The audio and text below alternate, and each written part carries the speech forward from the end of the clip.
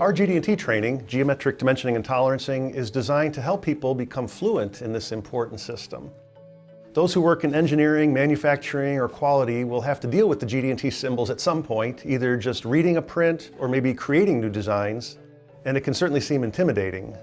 I often think that GD&T has a stigma of being too confusing, or people say it makes parts more expensive, but that's not really true.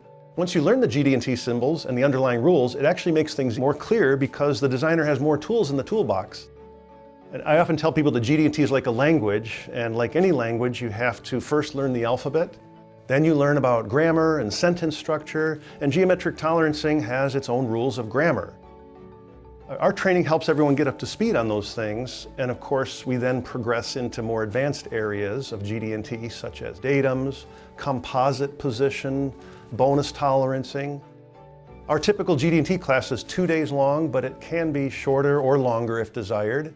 Much of it is about interpreting GD&T as seen on drawings, learning how that impacts manufacturing and gauging.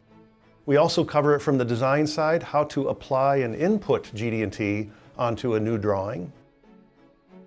Group training is a great choice because once you get everybody in the same room and they all hear the same message, that helps avoid miscommunication, and that then reduces scrap rates, and of course that saves money in the long run.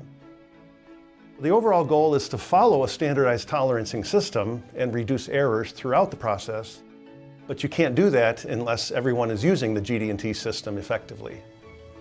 This is John Paul Bellinger with Geometric Learning Systems. Contact us if you'd like to learn more about our on-site GD&T training.